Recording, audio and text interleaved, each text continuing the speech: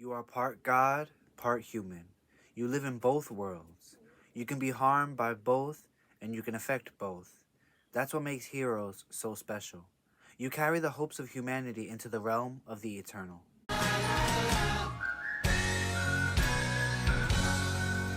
Hi, hello, welcome to my channel. I am Jan, and I'm what the kids call bad for marketing. We're here to discuss the Sea of Monsters. Someone's poisoned Thalia's tree, and the campers must race to find a cure before the magical borders of Camp Half-Blood fall.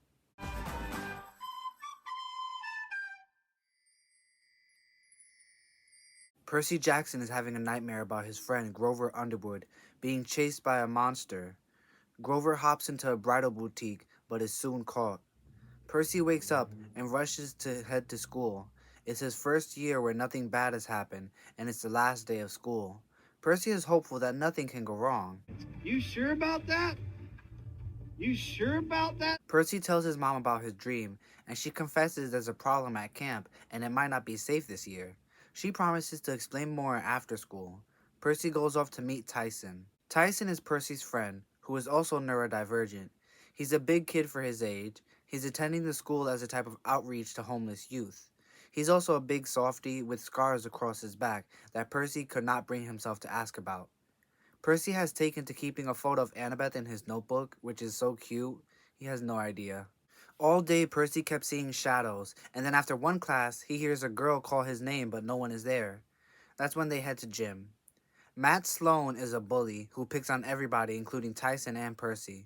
During gym, they play dodgeball, with Sloan leading the bigger kids against him, Tyson, and a few other kids. Some of the big kids look like adults. They were that big. Tyson comments that they smell funny, and that's before the dodgeballs turn into flaming projectiles and the kids turn into Lestrogonian giants. But Tyson proves himself by catching and throwing his fair share of dodgeballs and taking out some giants. Percy cannot draw his sword because the gym clothes have no pockets. The giants are destroying the gymnasium as kids scream in terror and run around. When the wall to the locker room is destroyed, Percy's shorts wind up under the last giant.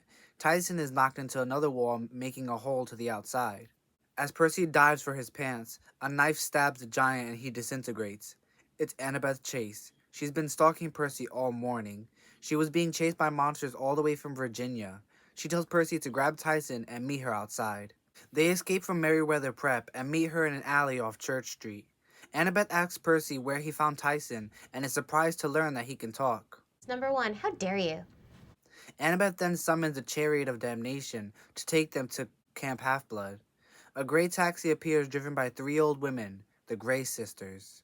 As they drive over the Williamsburg Bridge, Percy catches the one eye they share and holds it as ransom, demanding that they tell him what location they've been hinting at.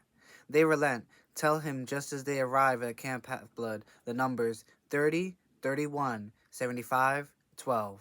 What's that supposed to mean? But there's no time to understand that, as the crest of Half-Blood Hill, the camp is under attack. The trio rush to help Clarice and the others fight giant fire-breathing bronze bulls, the Colchis bulls. Annabeth tries telling Percy they need Tyson's help, but Percy doesn't want a mortal getting hurt, especially if they're his friend.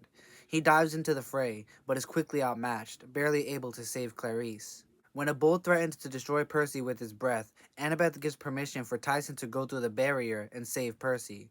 He does so, taking the heat of the fire without it leaving a mark, and beating the crap out of the bull with his bare fists. The other bull is quickly taken care of by Clarice and the other campers. Tyson apologizes to Percy for disobeying him, but Annabeth tells Percy to actually look at Tyson through the mist. He does, seeing that his friend is actually a Cyclops, and one of many homeless orphans throughout the country sired by the gods. Well, usually one god in particular. But there's no time for that either, as Clarice tells them to help carry the wounded to Tantalus, the new activities director. Who? Also, Argus was fired. Also, Thalia's tree is sick and appears to have been poisoned. That's why the magical border around camp is failing, and there's now a border patrol at camp. Oh yeah, it's all coming together. At the big house, Chiron is packing his saddlebags to leave. He was fired because the gods needed someone to blame. And the pettiness continues.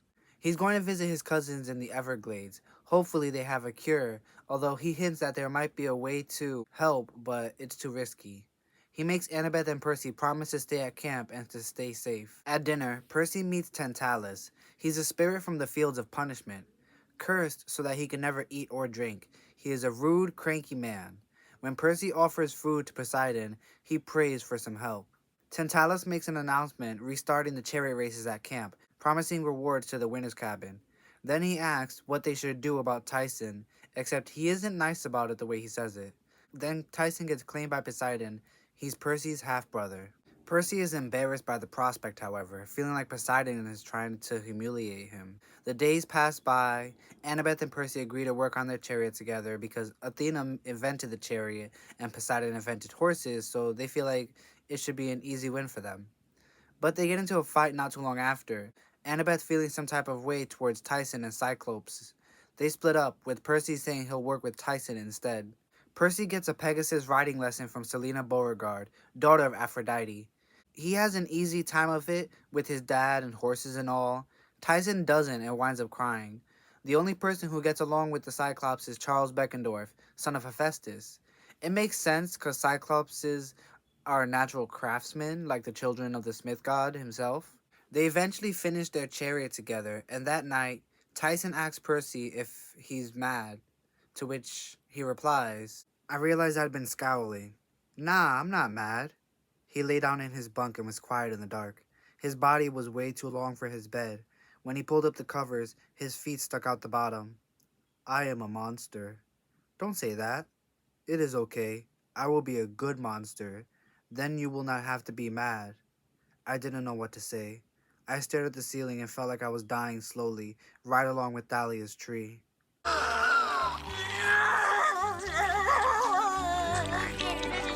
That night, Percy has a dream vision of Grover in a wedding dress, who tells him he needs help, that he's discovered the reason no satyr has come back from finding Pan. A cyclops named Polyphemus is in possession of something with nature magic that is reminiscent of the god of the wild. Grover is doing his best to stall for time, but doesn't have long before Polyphemus plans to marry him. The Cyclops has poor eyesight, a result of Odysseus stabbing him in the eye thousands of years ago. He tells Percy to find him in the Sea of Monsters. He said it! He said it! The next morning is the chariot race.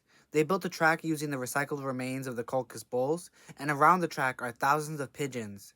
Percy tries telling Annabeth about his dream, but she's suspicious he's trying to distract her, saying there's no way Grover stumbled upon the one thing they need to save the camp. In the race, we have Clarice for Ares' cabin, Beckendorf for Hephaestus' cabin, Annabeth for Athena cabin, Percy and Tyson for Poseidon, and Connor and Travis Stoll for Hermes' cabin. Travis and Connor Stoll, they took over the Hermes cabin as counselors when Luke did his whole betrayal thing. The race begins, and it is quite vicious as everyone pulls out their best in weaponry and strategy to beat one another. Then the birds start behaving oddly, screeching non-bird sounds and flying towards the track. They begin attacking everyone, pecking with sharp metallic beaks. Annabeth says they're Stymphalian birds, and they'll strip everyone to the bone if they don't help. Percy turns his chariot around, but there are too many to fight. Annabeth says Hercules used loud noises to scare them away, and then gets the idea to use Chiron's music. They rush toward the big house and rummage through his collection to find a radio and a CD of Dean Martin.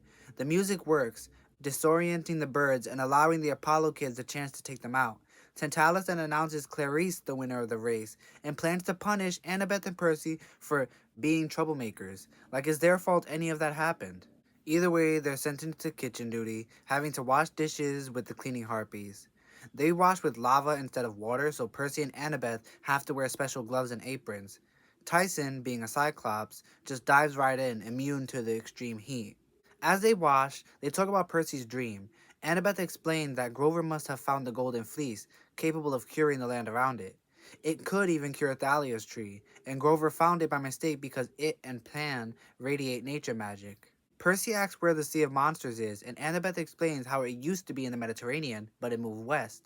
Now, it's east of the United States in the Atlantic, the Bermuda Triangle. They hatch a plan to pressure Tantalus into giving them a quest by asking him at the end of the campfire that night. When they do bring up their plan to find the Golden Fleece, Tantalus tries stalling, but Percy says he knows the location.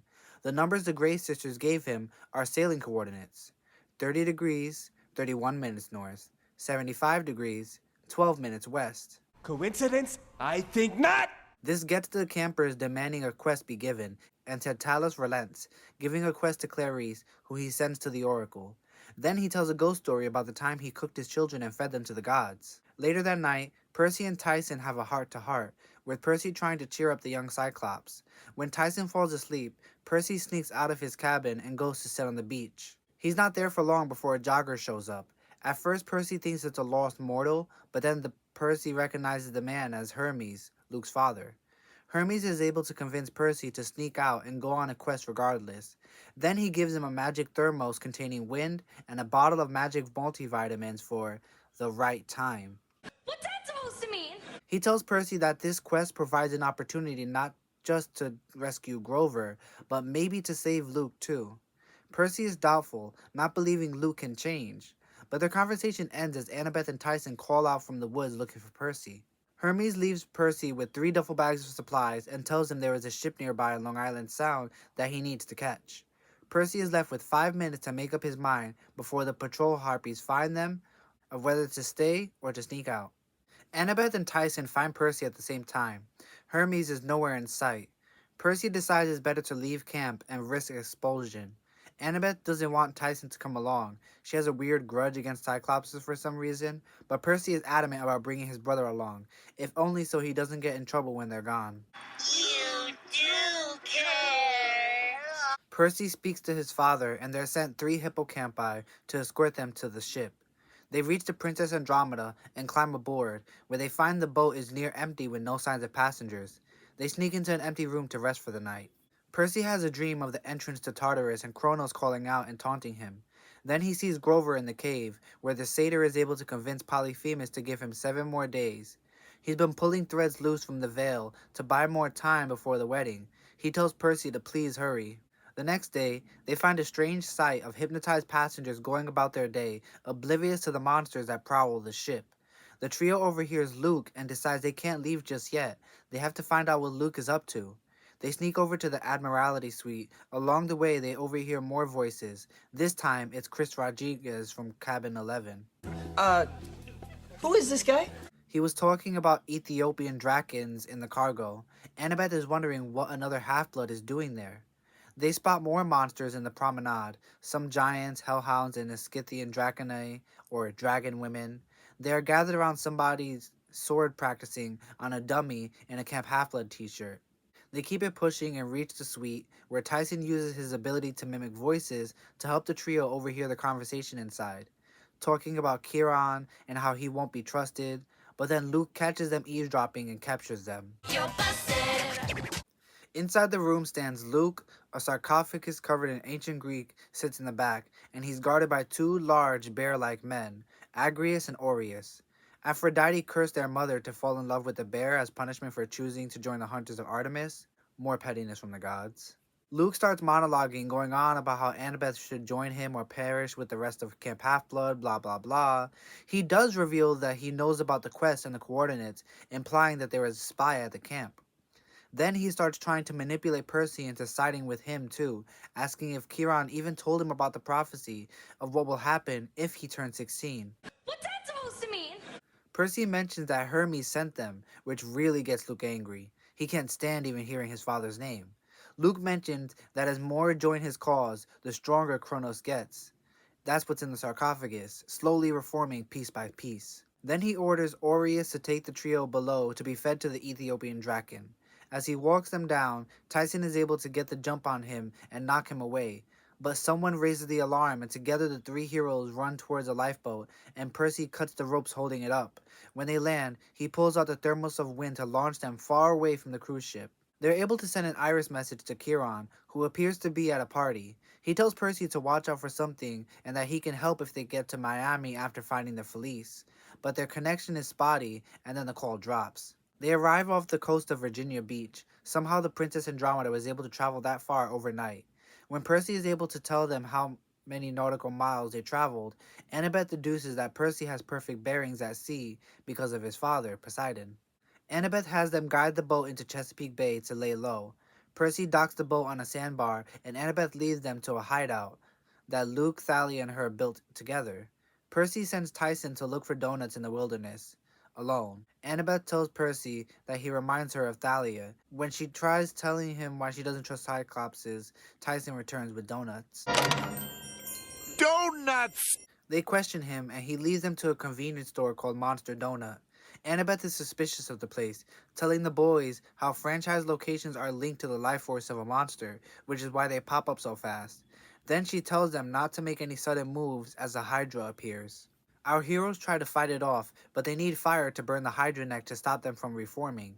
Then a steamship appears, blasting the Hydra to smithereens. It's Clarice, manning a Civil War battlecruiser, the CSS Birmingham. You see, as a child of Ares, the losers of any war are cursed to serve the god when needed. Clarice prayed for naval transport, and her dad sent her a bunch of dead Confederate soldiers. Brother, ugh. Clarice tells them that Tantalus expelled them from camp when he found out they ran off without permission. When they try telling her about Luke, she's dismissive. Annabeth asks her why her cabin mates aren't with her, and she slips up and admits they didn't want to go with her. Poor Clarice. Clarice doubles down and says she doesn't care what the Oracle said, refusing to elaborate. What do you mean? And making the trio de facto prisoners. She sends them below deck to find some hammocks.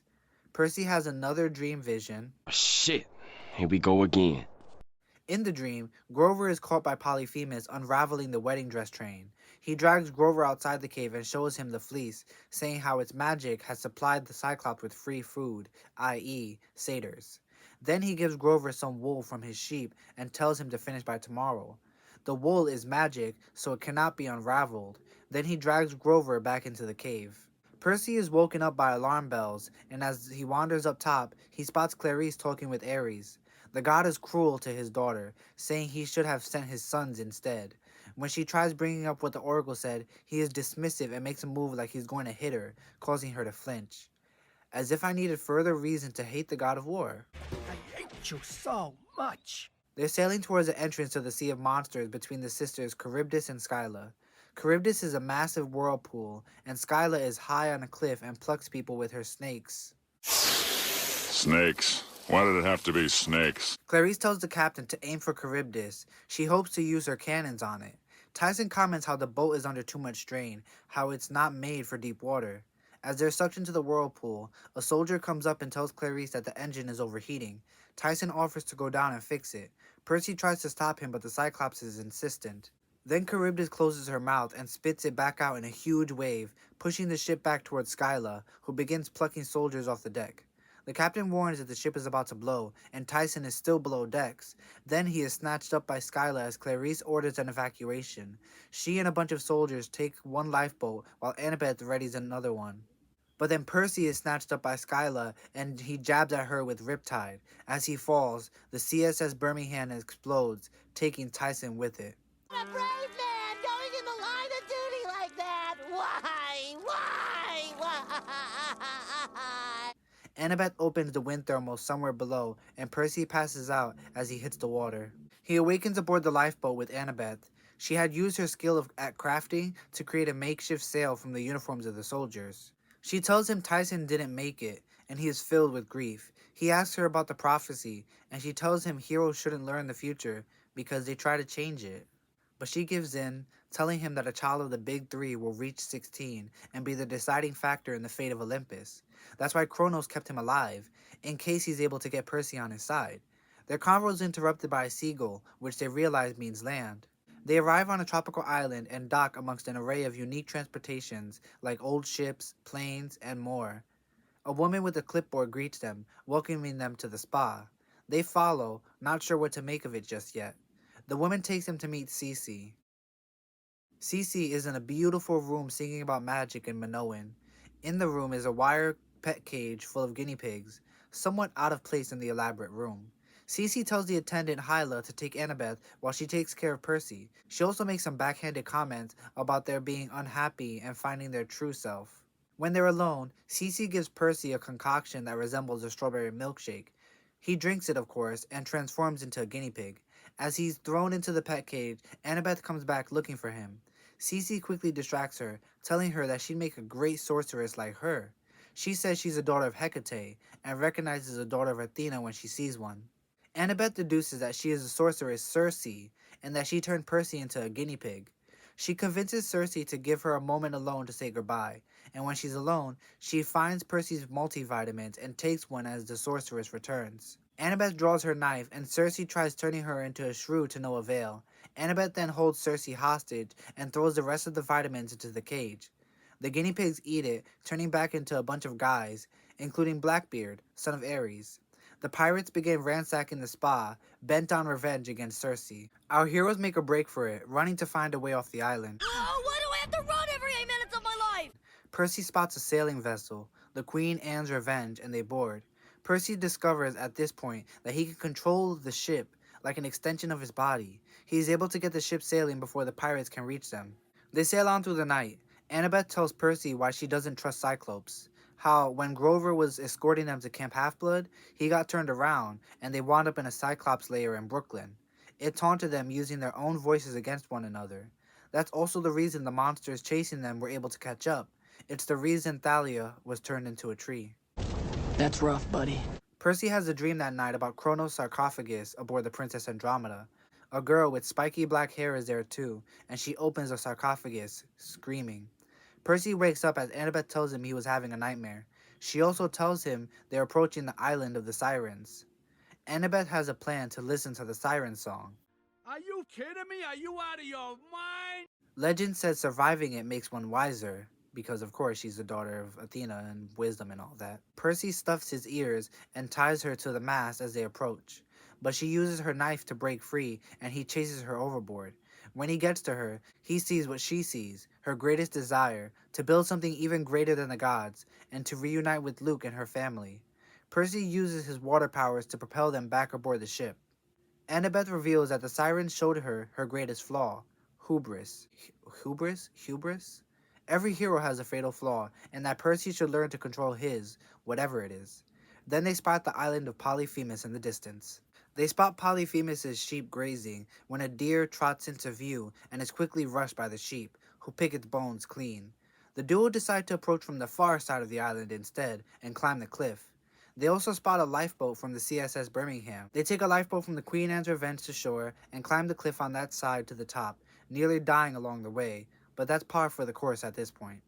When they get to the top, they spot Clarice in the distance being held captive by Polyphemus, suspended over a pot of boiling water. Grover is there, trying to stall for time. That's when Clarice, in her anger and confusion, accidentally lets it slip that Grover is a satyr, and the Cyclops rips off his wedding veil. Grover offers a recipe of mango chutney, grilled satyr, to distract Polyphemus, who agrees to postpone the wedding till that night. He plans to marry Clarice instead, and throws both captives into his cave to tend to his sheep. Annabeth and Percy try moving the boulder, but it's no use, it's too heavy. Polyphemus allows his non-carnivorous sheep to graze on one side of the island, and on the other he keeps the man-eating ones near the fleece. Annabeth comes with the idea to sneak in invisibly, while Percy hangs onto the underside of a sheep. He promises the gods that if they get through this, he's gonna tell Annabeth that she's a genius. Then, once inside, Annabeth begins taunting the monsters, going by the name Nobody, the same name Odysseus used when he blinded the Cyclops thousands of years ago. Percy sneaks around and finds Clarice and Grover, cutting them free. Then they hear a scream and rush back to find Polyphemus holding a banged-up Annabeth. Percy goes to confront the Cyclops, saying he is nobody and proud of it. I'm ugly and I'm proud. Clarice and Grover sneak up and attack, but it's no use. Grover is able to drag Annabeth away, however, and across the chasm, and begins sawing at the rope bridge as Percy and Clarice catch up. But the Cyclops is right behind them, and Percy gets so mad he takes down the monster with only his strength and sword. Then Polyphemus tries to take advantage of Percy's soft spot for Cyclops, only for Tyson to show up and take him out with a huge rock to the throat, causing Polyphemus to stumble and fall into the chasm. Apparently, Tyson survived the explosion and was carried to safety by Rainbow the hippocampus. That's what Tyson named one of the hippocampi that they rode on. Tyson is the one to get the golden fleece, as the carnivorous sheep won't touch him. They use it to heal Annabeth of her injuries.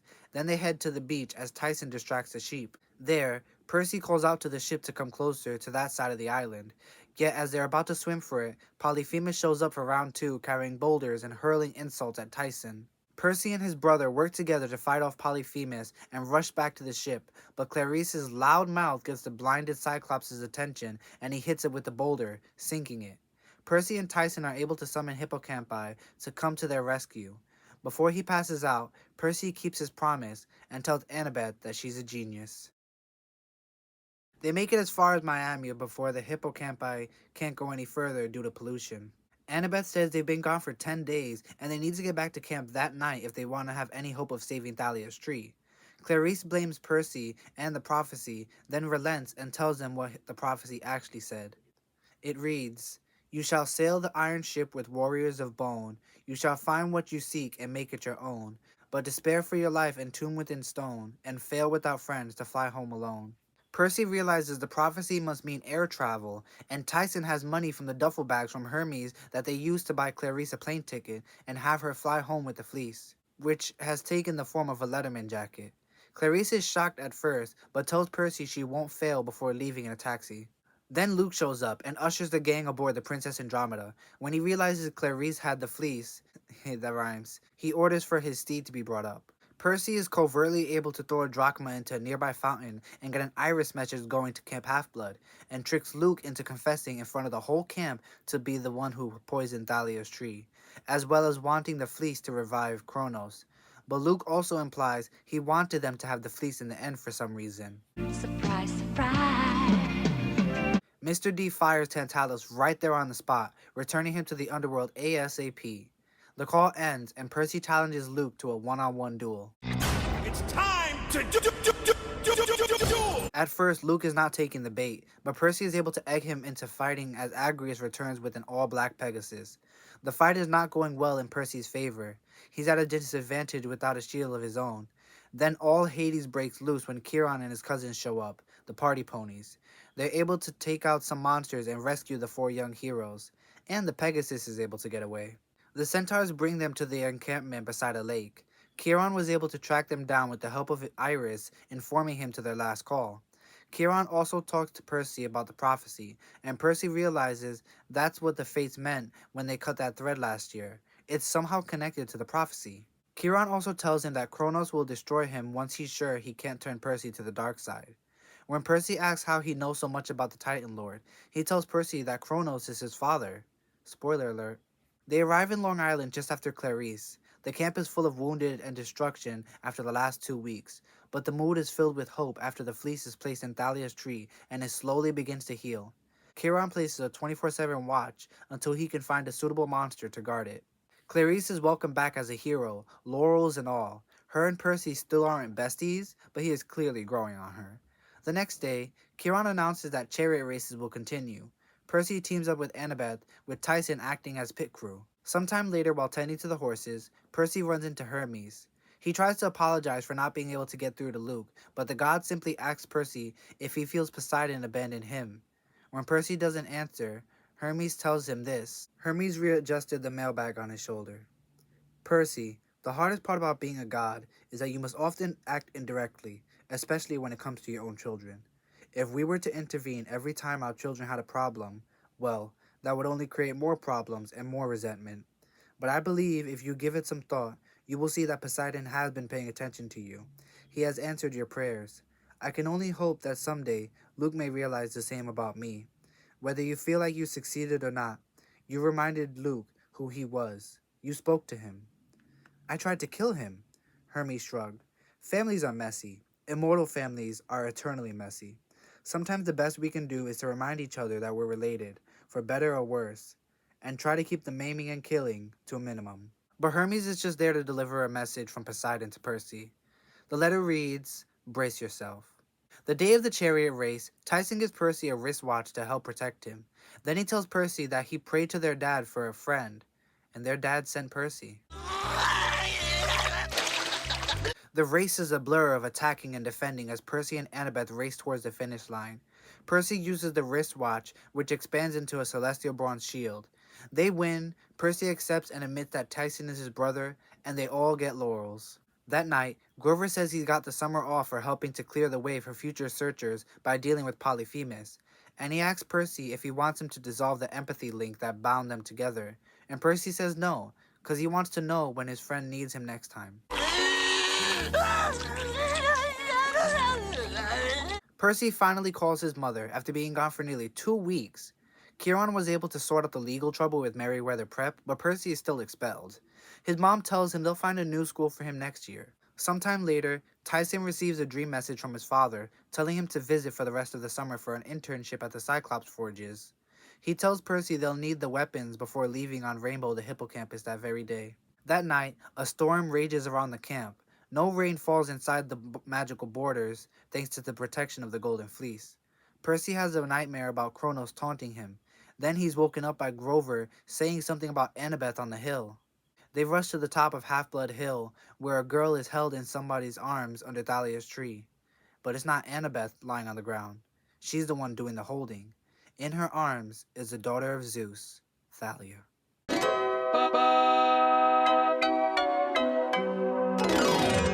And that's where our tale ends for now, with the fleece working so well that it not only cured the tree of its poison, but it cured Thalia of being a tree disease. And what does this mean for the prophecy? Is Percy no longer in the running for it? Surely Kronos planned for this and knew this would happen. He must want to tempt her to his side. Kronos is really hedging his bet that the gods are jerks, and they're not beating the allegations.